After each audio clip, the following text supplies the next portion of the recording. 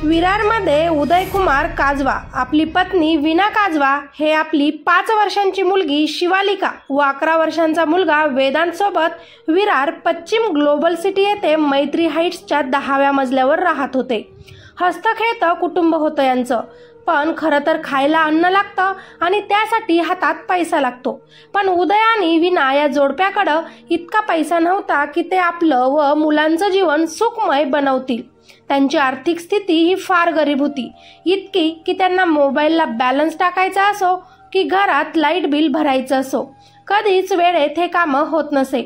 उदय हा भरपूर मेहनत करायचा, पण त्याच्याही हाताला कधी यश मिळत नव्हते. बायको वीणा ही खाजगी क्लास चालवून घर खर्च चालवत होती. छोट्या मोठ्या गोष्टींसाठी ही यांची गरिबी आड येत.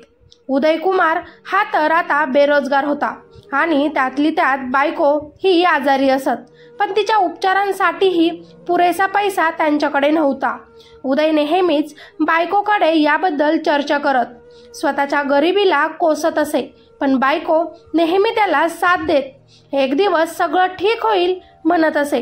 असेच हलाखीत दिवस हे सगळे काढत असताना लाईट बिल न भरल्यानं महावितरणाने यांच्या घरातील लाईट कापली होती आणि या गोष्टीला आता 2 दिवस झाले होते की सगळे रात्री घरात अंधारातच राहत होते. आता मात्र हे सगळं उदयला सहन झालं नाही.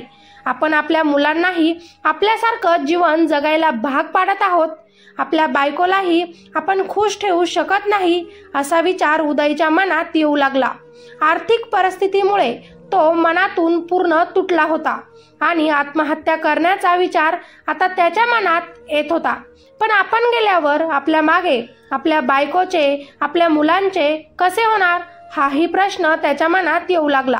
आयुष्यभर आपल्याला असेच जगावे लागेल हलाखीत, व आपण गेल्यावर तर लोकांच्या नजरा माझ्या कुटुंबावर किती वाईट असतील. मी जाईल, पण त्रास मात्र माझ्या कुटुंबाला सहन करावा लागेल असा विचार करत आपण सगळ्यांनाच सोबत घेऊन मरायचं उदयकुमारने ठरवलं. मंगळवारी 25/2/2025च्या सकाळी उदयकुमारचा 11 वर्षांचा मुलगा वेदांत काजवा हा मात्र शाळेत निघून गेला. घरी फक्त बायको, मुलगी व उदय होता. तो मनाशी पूर्ण ठरवून बसला की आज जीवन संपवायचं. आर्थिक परिस्थितीला कंटाळून त्यानं हा निर्णय घेतला होता.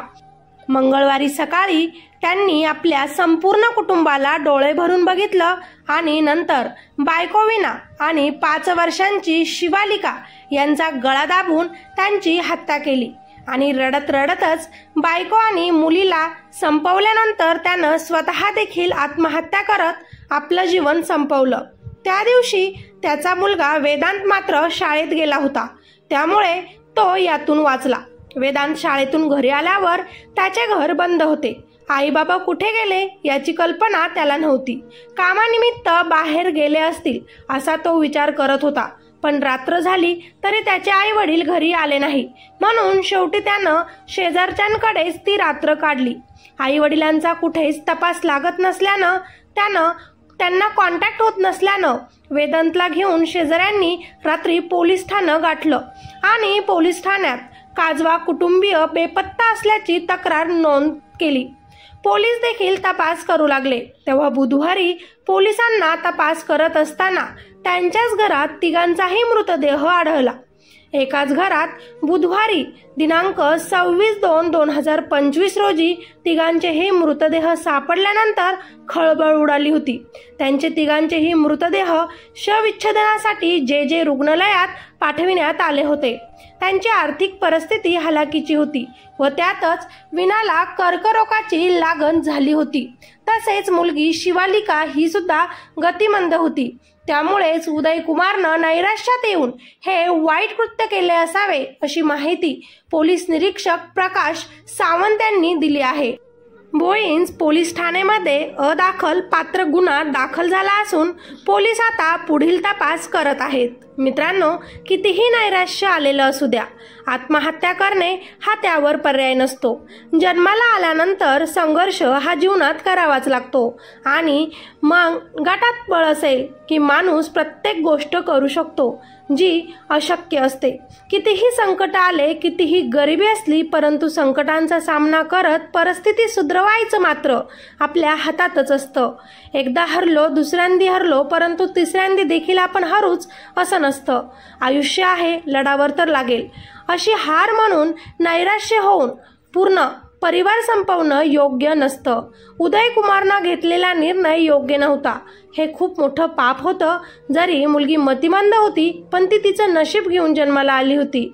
तिचा जगण्याचा हक्क हिरावून घेण्याचा या बापाला हक्क नव्हता. आयुष्याला कंटाळून आत्महत्या करणे हा शेवटचाच पर्याय नसतो. तुम्ही कितीही निराशात असू द्या, परंतु पॉझिटिव्ह विचार करायचा प्रयत्न करा. एक दिवस यश नक्की मिळेल, हे मात्र विसरू नका.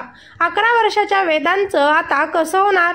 त्याने तर त्याचा पूर्ण परिवारच गमावला आणि डोळ्यांसमोर हे सगळं घडताना त्यानं बघितलं.